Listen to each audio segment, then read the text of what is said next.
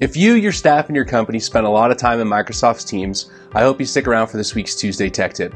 As always, I'm Curtis Hyde. I'm with Colorado Computer Support, and I appreciate you spending a couple of minutes to hang out with me today.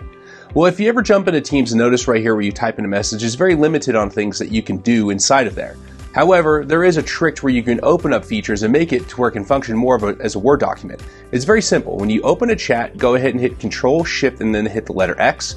You're going to see it expand and change.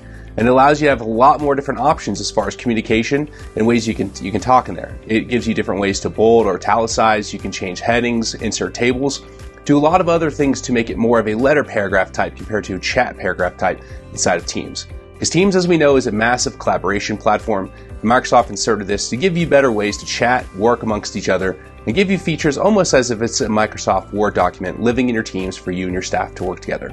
So I hope this helps you out. It gives you a little bit more opportunity maybe when you're working collaboratively inside of Teams with your office. So as always, if you do have any questions, concerns, or any IT thorns that jab you in the side every day, we'd love to chat with you, see if Colorado Computer Support is potentially the right fit to help you out. You can feel free to reach us at 719-439-0599 or find us on the web at www.coloradosupport.com. Well, I appreciate it. We'll see you next time and have a fantastic rest of your week. Thank you so much.